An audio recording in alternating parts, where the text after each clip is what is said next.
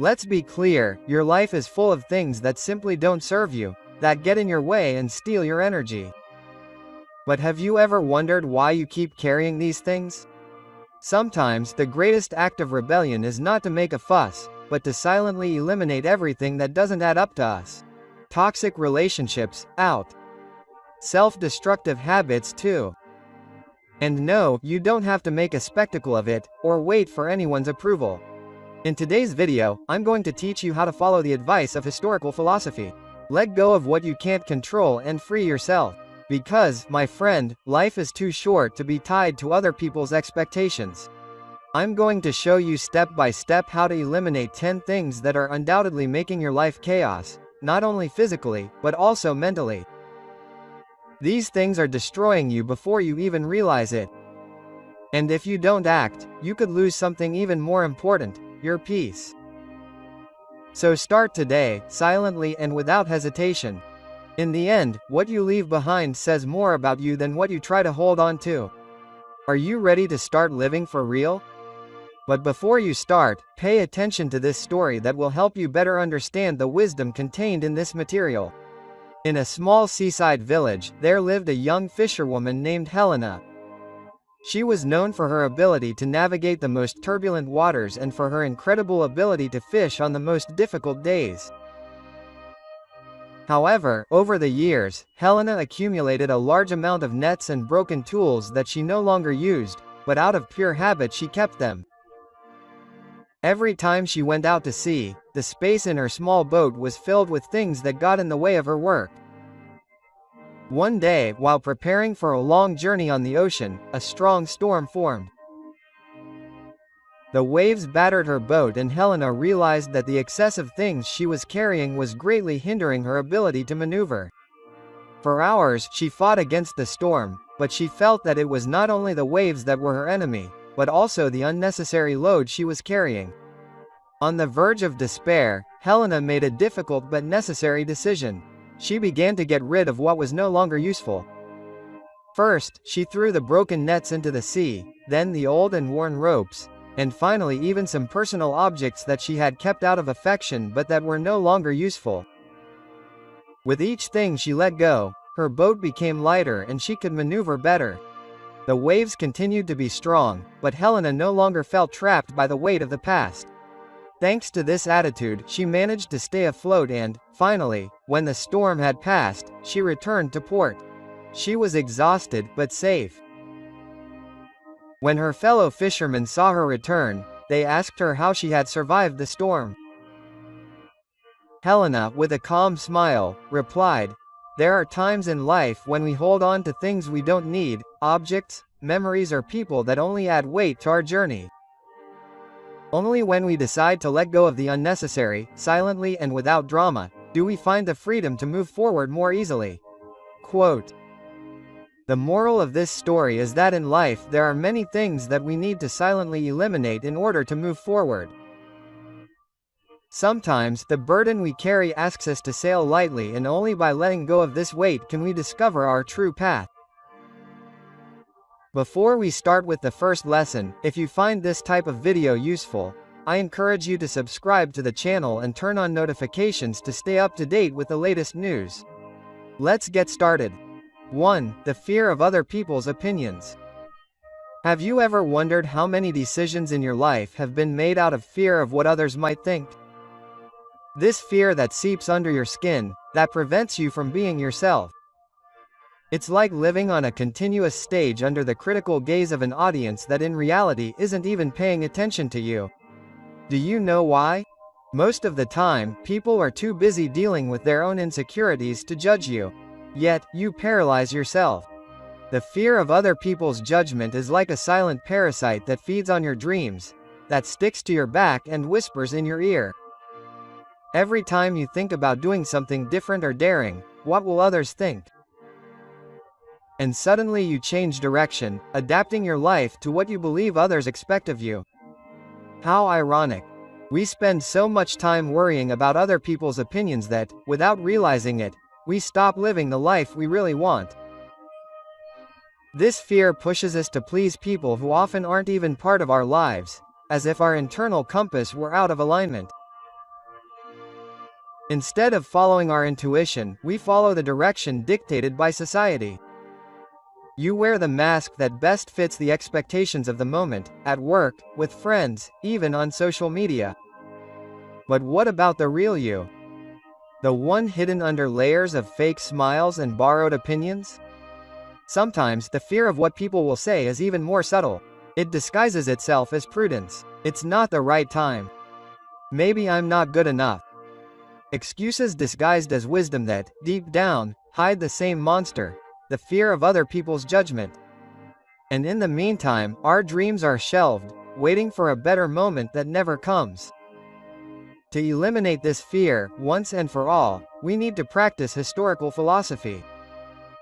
History teaches us that we cannot control what others think of us, but we can control how we react to it. It seems simple, but it does not require a constant exercise of introspection and courage. It is about learning to live for yourself, to make decisions that make you happy and not just to please others. Life is too short to be lived under the shadow of other people's opinions.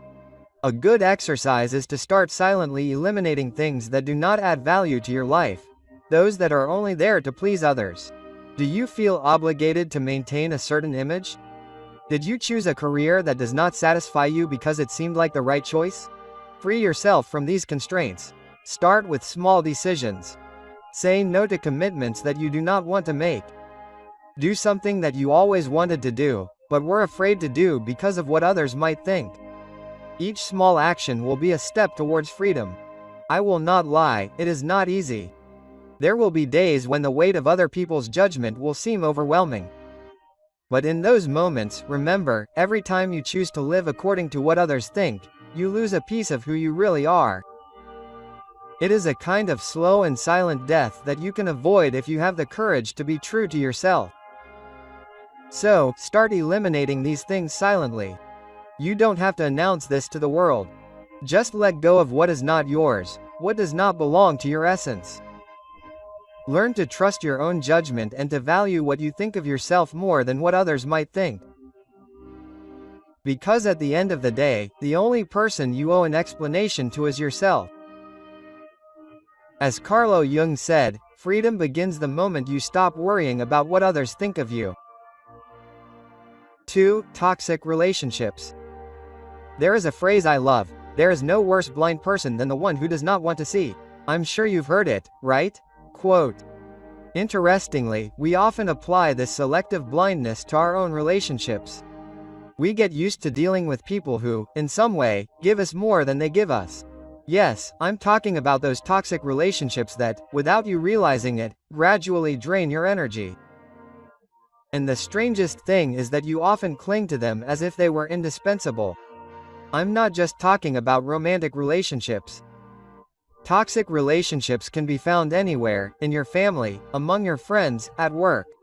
And the most interesting thing is that no one forces you to keep them. But there you are, tolerating them in silence, as if letting go were an affront to the world. Why do we do this? Maybe because we were taught that breaking ties is a sign of weakness or insensitivity, as if eliminating someone from your life were an act of cruelty, when in fact it can be the greatest gesture of self-love you can perform. Let's bring a little philosophy to this conversation. History teaches us that we shouldn't worry about what we can't control. This also applies to the people around us. You can't control how others act, but you can control whether or not you want to keep them in your life. I'm the simple one, but here's the hard part. Doing it in silence. And don't get me wrong. This isn't about silent revenge or feeling superior. It's simply a conscious decision to no longer feed a relationship that's draining you. Think about it. You don't need a drama to eliminate what's not serving you. You don't need to announce from the rooftops that you're detoxing from people. Just let go. It's like stopping watering a plant that's no longer blooming. You do it calmly, knowing that it's no longer part of your garden. And that's okay, the plant goes its own way, you go yours, and life goes on.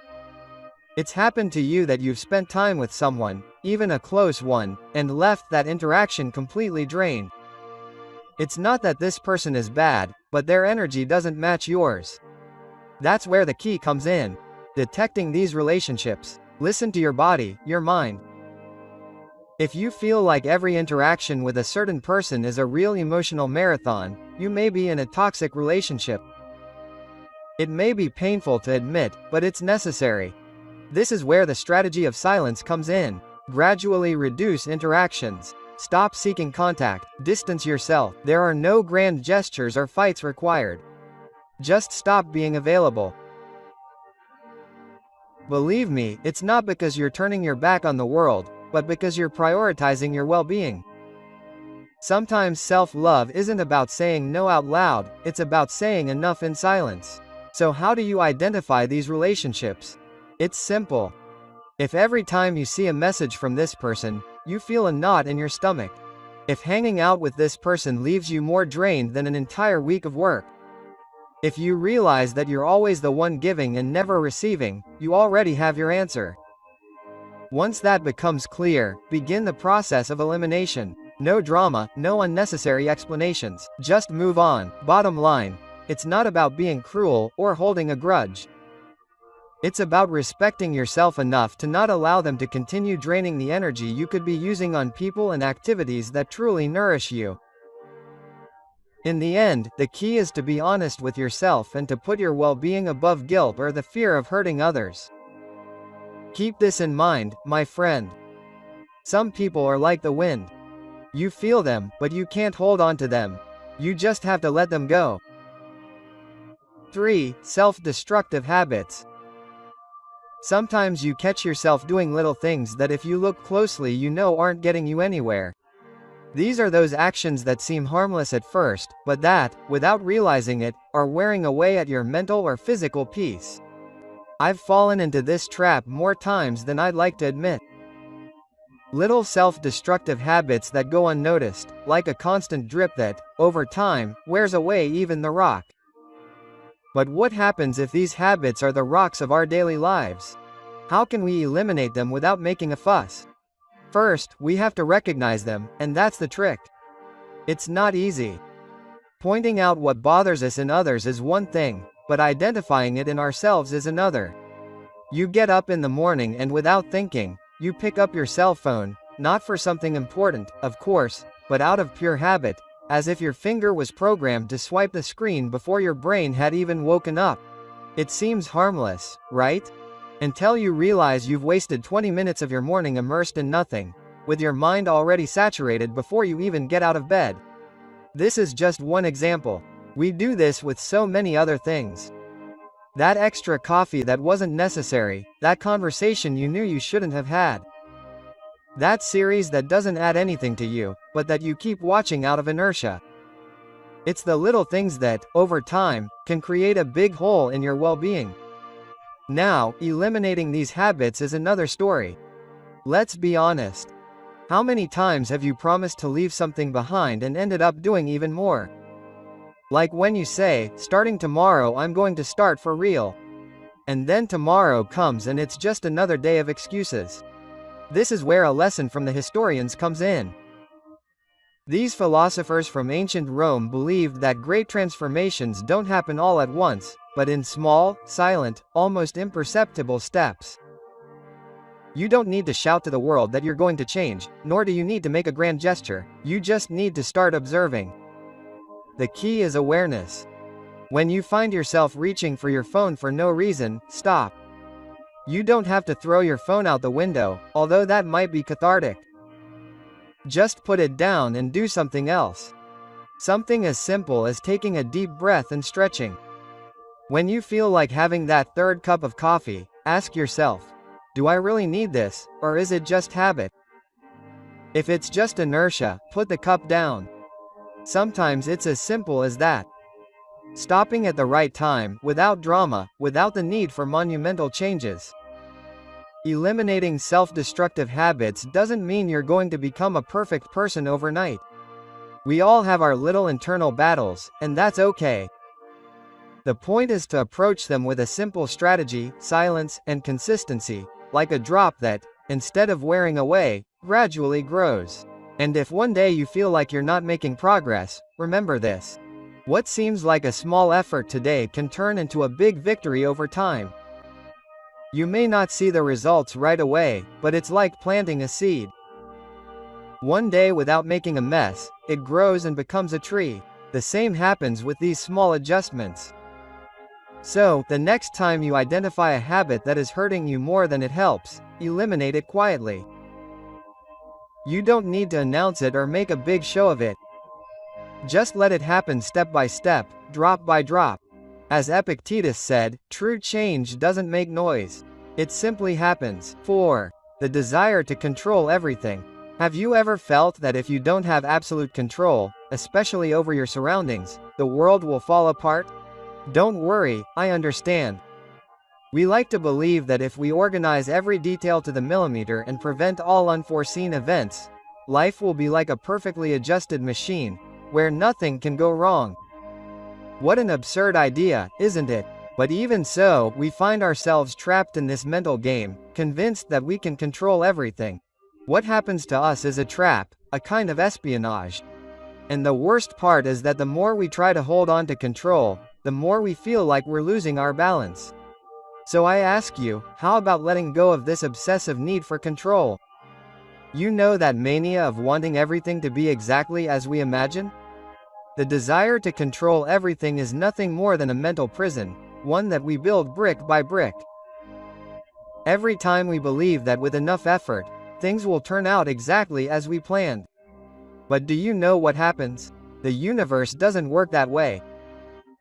Historical philosophy, with its ancient wisdom that remains so current, teaches us that the key is not to control what we cannot, but to let go of the unnecessary and focus on what really depends on us. Think about it. We try to control the weather, other people's opinions, people's reactions, the results of our efforts, everything that is actually not in our hands. It's like trying to control the tide with our hands, a complete waste of energy. Yet, we do it constantly. And the worst part is, every time something doesn't turn out as we expected, we get frustrated, irritated, as if it were some cosmic injustice. How ironic, isn't it? Imagine that you are carrying a backpack. Every time you try to control something that is out of your reach, you put a stone inside it. At first, you may not even feel the weight, but over time the backpack becomes unbearably heavy. In the end, this load crushes you. Wouldn't it be better to get rid of these stones, make room for what really matters, for what you can really control, your emotions, your actions, your choices, and let go of the rest? For a long time, I myself was obsessively worried about predicting everything that could go wrong in my life. If I had a meeting, I would plan every possible uncomfortable question. If I planned to go out with friends, I would worry about the place, the weather, anything that could go wrong. It was exhausting. And do you know what happened? Most of the things I worried about never happened. In the end, I realized that trying to predict everything didn't give me any more control, it only made me more anxious. So, I started to let go little by little. I learned to trust the process more, and what happened? Things kept happening. Some good, some not so much. But I felt lighter because I had stopped carrying what was not my responsibility. Trusting life does not mean being passive or irresponsible. It is about accepting with maturity that there are things that are out of our hands and that this is okay. Silently eliminate this need to control everything. Make room for the unexpected, for surprises, for that which is beyond your reach. This does not mean that you should simply sit back and watch life go by. It is about releasing the weight and accepting that there is a part of the path that does not depend on you. And you know what else? This is liberating. Remember, sometimes letting go is the most powerful way to take control. As Marcus Aurelius wrote in his Meditations, true control lies in the ability to let go of the uncontrollable. 5. Unrealistic expectations. I don't know about you, but I spent a good part of my life believing that I needed to be perfect. No one told me this directly, but it was in the air, hovering between the well-intentioned comments, the approving glances and that constant silent comparison with others. I grew up with the firm conviction that meeting other people's expectations, and even worse, my own, was synonymous with success. What a big lie. If you stop to think about it, Trying to meet unrealistic expectations is like trying to fill a bottomless pit with a leaky bucket.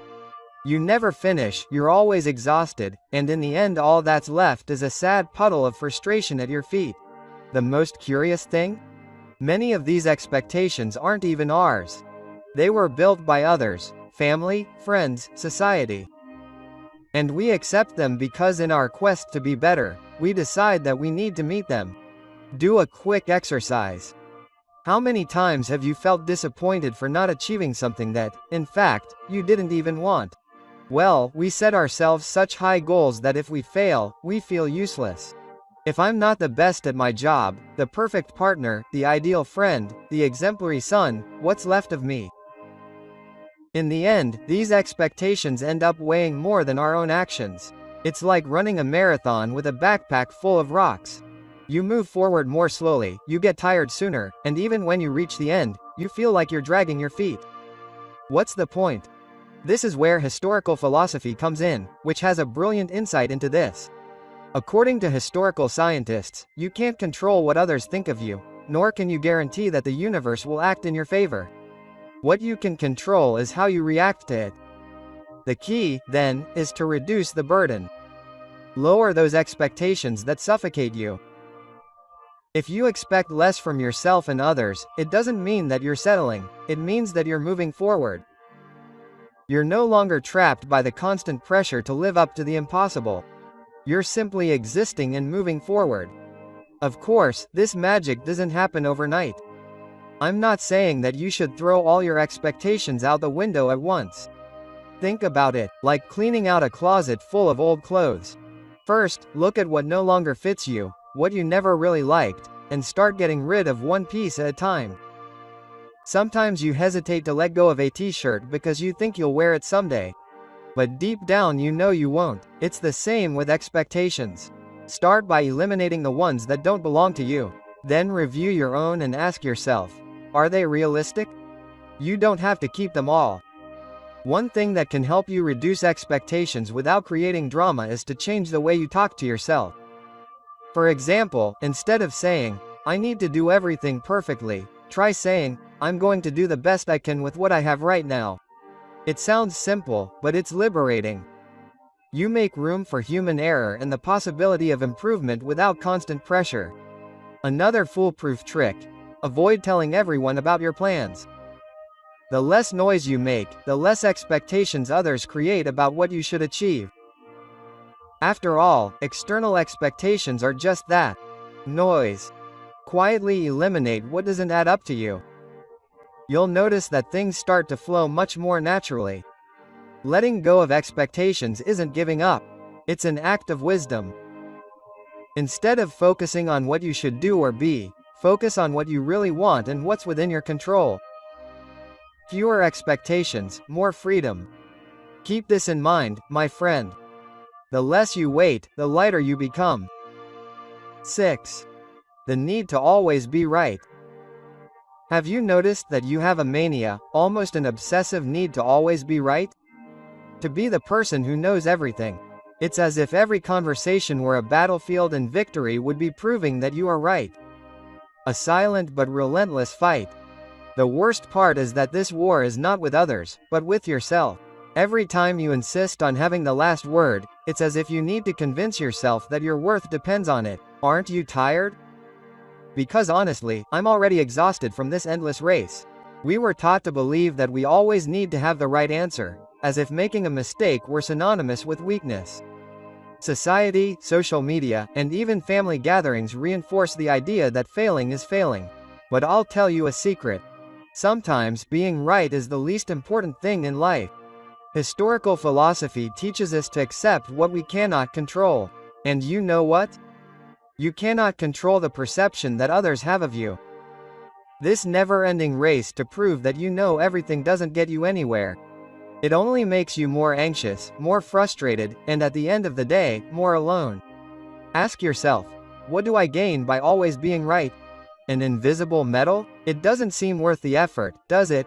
It's like carrying a suitcase full of unnecessary stones. With each argument or opinion imposed, you add another stone inside, until the weight becomes unbearable and you ask yourself, why are you so exhausted? The answer is simple. You are wearing yourself out for something that has no real value. The next time you feel this urge to prove that you are right, try staying silent, not out of resignation, but out of liberation. It's like letting go of a pen that you've been holding all along without realizing it. When you let go of it, you feel a relief that you didn't even know you needed. The same thing happens with the need to always be right. When you let go of this burden, you realize that you were trapped in a war that you didn't even want to fight. So, how do you let go of this need? Accept that you don't need to know everything. It's okay to make mistakes. It's okay to not have an opinion about everything. You are not competing in a wisdom contest. Learn to truly listen, not to refute, but to understand. There is a huge difference between hearing and listening. Listening is a biological function. Listening is an art. When you listen attentively, the anxiety of correcting or imposing your point of view disappears. Silence. Sometimes the best argument is simply to let others have the last word. Not every conversation needs a winner, because in the end, winning an argument is not the same as having peace. Is it worth always being right at the expense of your peace of mind? Absolutely not. The next time you are in a conversation and feel that urge to correct or impose your opinion, take a deep breath. Put down the pen, let go. The peace you will feel will be infinitely more valuable than any momentary victory. If it is any consolation, remember the historians. They knew that true wisdom is not in being right, but in knowing when to let go. As Seneca said, true knowledge is not in winning all battles, but in knowing when not to fight. 7. Digital noise. Have you ever noticed how surrounded you are by digital noise?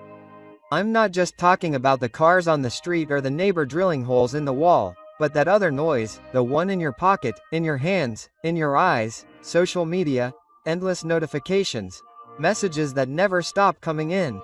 It seems like everything is designed to distract you, to keep you in a constant state of alert. And there you are, thinking you have control, when in fact it's the digital chaos that controls you. The reality is that we live in an era where silence is a luxury, but this luxury is not as unattainable as it seems. The first step is to understand what is really stealing your attention, because there are actually things that you should silently eliminate from your life. And yes, it is possible, it's just not that obvious. I'll be honest. Digital chaos doesn't go away just because you close an app. That would be like trying to put out a fire with a glass of water. What you need to do is be radical, like the Stoics who knew that inner peace was what really mattered and they couldn't achieve it by letting external distractions get the better of them. So, what should you silently eliminate from your life? Let's start with social media. Yes, I know. It sounds cliché, but believe me, the more accounts you follow, the more noise you create. I'm not saying you should disconnect completely, but think about it. Do you really need to know what your sister's friend's cousin is doing? Ruthlessly eliminate everything that doesn't add value to you. And if you can, do a digital cleanup every now and then, like organizing a closet. Remove what's no longer useful, what should never have been there in the first place. Second, notifications. This is where things get interesting. Why do you allow your phone to interrupt you every 2 minutes? Every time it vibrates or makes a sound, your brain jumps.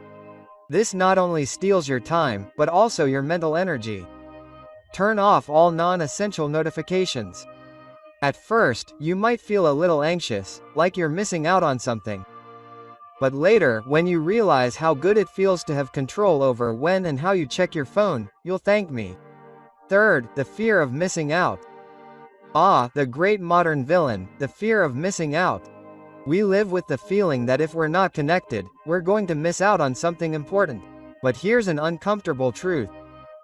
What really matters isn't on the screen, it's around you, in the people, in the moments that pass you by unnoticed while you're stuck on the latest viral meme. Eliminate that fear. Let go of the need to be in everything, because the more you try to embrace the digital world, the more you miss out on than is really worth it. Once you get rid of that unnecessary noise, something magical happens. You start to hear what really matters. Digital silence is the first step to reconnecting with yourself. with your ideas, with your true values. This is where historical philosophy comes in. You can't control what's happening outside of you, but you can decide how you react to it. When you eliminate the digital noise, everything else becomes clearer. My advice is this: choose silence. Not as an absence of noise, but as a conscious presence of what you really want in your life. Because in the end, that is the true luxury of our era. As Gandhi said, peace does not come when the noise is erased, but when you decide to listen to yourself. 8. Negative thoughts. Have you ever stopped to notice how negative thoughts enter your mind almost without making a sound? As if they were nothing, they appear and suddenly they are in control of everything. They are like those neighbors who arrive unannounced and, worse still, do not leave.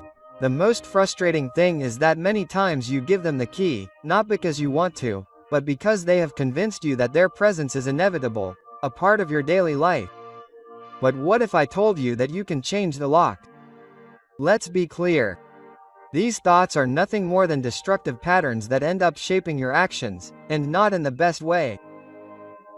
Surely you have caught yourself thinking things like, why everything goes wrong for me, or I will never be able to do it. And of course, when these thoughts repeat themselves over and over again, you end up believing them. And what you believe, you end up acting on. It's like planting a poison tree and then wondering why the fruit is inedible. The funny thing is that these negative thoughts don't necessarily reflect reality, but they feel as real as the ground you walk on. This is where historical philosophy comes in with its brutal simplicity. You can't control what happens to you, but you can control how you respond. It sounds so simple, but in practice it's something that often eludes us. We allow these mental patterns to dictate our emotions, and when does true freedom lie in taking control of our responses? Where do you start? The first key is silence. Yes, you read that right. Silently eliminate these negative thoughts. You don't have to make a show of trying to push them away. Just start recognizing them when they appear, identify them, and don't feed them. The more attention you give them, the more power they have. Think of it like a fly in the room. If you obsess over catching it, you'll only agitate it even more. How about ignoring it until it gets tired of flying? Second, question your thoughts. When a destructive thought comes up, ask yourself, is this true? Is everything really going wrong, or is it just an exaggerated perception? Many times you'll realize that they are inflated ideas with no basis in reality. And if there is some truth to them, you can start thinking of solutions instead of getting stuck in the problem. Third, detachment. I'm not telling you to become a monk on a mountaintop, but start taking emotional distance from your thoughts. They are not you. Just because something crosses your mind doesn't mean it has to stay there. This takes practice, but little by little you'll learn to see them for what they really are: clouds in a sky that remain steady. Negative thoughts are one of those little things that you should quietly eliminate from your life. They don't need to be made a big deal, just a little focus, patience, and self-questioning, because at the end of the day, what you think shapes what you do, and what you do defines who you are. As Brian Tracy rightly said, thoughts are not facts, but if you believe them, they become your reality. 9. Physical and mental clutter. Sometimes we wake up and feel that the world is a little heavier than usual. You look around and realize that it is not just a feeling.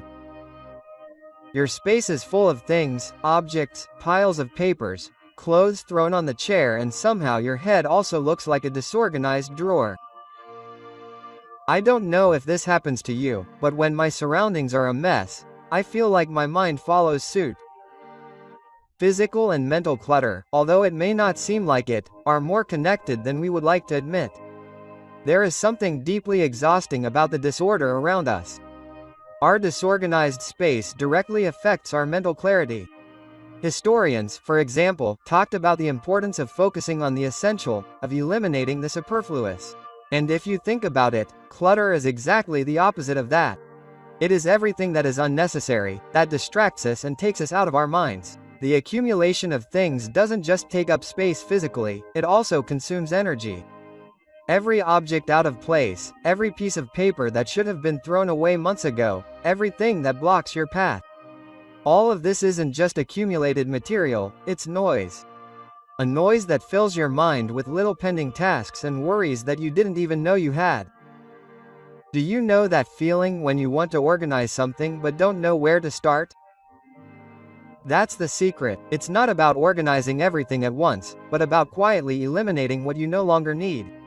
The first step is simple. Observe, look around and ask yourself, do I really need all of this?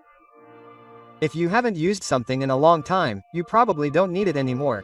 But it's not just about material things. Mental clutter works the same way. Sometimes we accumulate thoughts, worries and feelings like someone who keeps broken objects, thinking that they'll be useful one day. The truth is that keeping all of this stuff just weighs us down. So what can you do? Eliminate the silence little by little. You don't need to make a big show of it or announce it to the world. Just let go of what no longer serves you, both physically and mentally. Sometimes, silence is an act of rebellion in a world full of noise.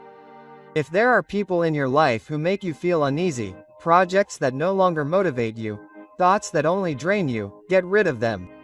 No drama, no explanations, no more beating around the bush than necessary. Just let them go. The outside reflects the inside. Remember that often the order on the outside reflects the order on the inside. If you start to bring a little clarity to your surroundings, you will see that little by little this clarity will also reach your mind. It is not magic, it is a process. It is like when you decide to clean out a drawer and suddenly you feel lighter, because in the end each thing in its place is one less worry. Each object you let go of is a step towards a lighter and clearer life. The Stoics did not complicate their lives with unnecessary things. They knew that the key was to focus on what really mattered and let the rest go. As simple as that. Living in a world full of physical and mental clutter is like walking through a maze with no way out. But when you start getting rid of what you don't need, you discover that the exit was always there. You just couldn't see it because of the excess. If you want peace of mind, start by organizing what's around you. Do it slowly, without noise, but constantly. Your mind will thank you. As Nelson Mandela said, when the noise is silenced, the essential becomes clearer. 10. Unnecessary comparisons. Sometimes I wonder why you have this habit of comparing yourself to others. Come on. Don't give me excuses. We all do it. But tell me, do you really think it's any use? It's like running in a competition in which others don't even know you're participating. And worst of all, they probably don't even care. Meanwhile, you're there in your head, measuring every step, every stumble, every small advance, but not yours, but that of others. Comparing yourself is like trying to win a singing competition using someone else's voice. It doesn't make sense. You have your own melody, your own rhythm, but you insist on following someone else's score. The problem is that this seemingly harmless habit gradually undermines your self-esteem. You wake up one day feeling like you're not good enough, that you're not fast enough, that you're not good enough at something. All of this because you're too busy looking around instead of focusing on what's in front of you. The truth is that life is not a speed race. It's more like a boat crossing. You choose the course, the stops, and the pace. But if you're too focused on the boats that pass you by, all you're doing is diverting your own rudder. The funny thing is, while you're watching someone else's boat, they're probably doing the same to you. That's how this absurd comparison works. Everyone looks at others, but no one enjoys their own journey. Stop comparing yourself and do it in silence. Eliminate this practice. It's like one of those things you take out of life without making a fuss. It's like getting rid of an old t-shirt you don't wear anymore. No one has to know, but you'll feel the difference. Comparing yourself to others is not only pointless, it's a betrayal of yourself. It's like telling your inner self that it's not good enough, that you need to be someone else to be worth anything. But think about it, this philosophy doesn't make sense. As historians have said, the only valid comparison is with who you were yesterday. So what do? When the comparison starts, don't try to silence the voice, question it. When you notice that inner voice starting to compare, listen to what it's saying, but question its logic. Why are you comparing yourself to this person? What exactly is it that makes you feel inferior? Remind yourself of what you've accomplished. Pause and reflect on your own progress and achievements. We often forget how far we've come when we're constantly looking at others. Another strategy that works is practicing gratitude. Yes, I know, it may seem like a cliché, but I assure you it is powerful. Be thankful for what you have, for what you have achieved, for who you are. When you focus on what you have, instead of what you lack or what others have, something changes. Suddenly, the weight of comparison begins to disappear and you realize that the only path that matters is yours. Life is too short to waste time repeating yourself in an imaginary race with others. Comparing yourself only distracts you from what really matters. Living your life at your own pace, with your own rules. And when you start doing that, you realize how liberating it is. My friend, I will leave you with a reflection that has helped me a lot in the most difficult moments. When you stop seeing yourself through the eyes of others, you discover who you really are. I sincerely hope this message has been useful. I want to sincerely congratulate you for getting this far and for completing the video. This means that you want to improve as a person. If you liked the video, leave a comment. If you don't know what to comment, comment thank you. That way I will know that you watched it until the end. If you haven't subscribed to the channel yet, what are you waiting for? Subscribe now and join us. Stoicism is full of teachings like this that are applicable to our daily lives. Therefore, I encourage you to continue learning about this philosophy. Here are 2 videos full of historical wisdom so that you can continue learning. Until next time.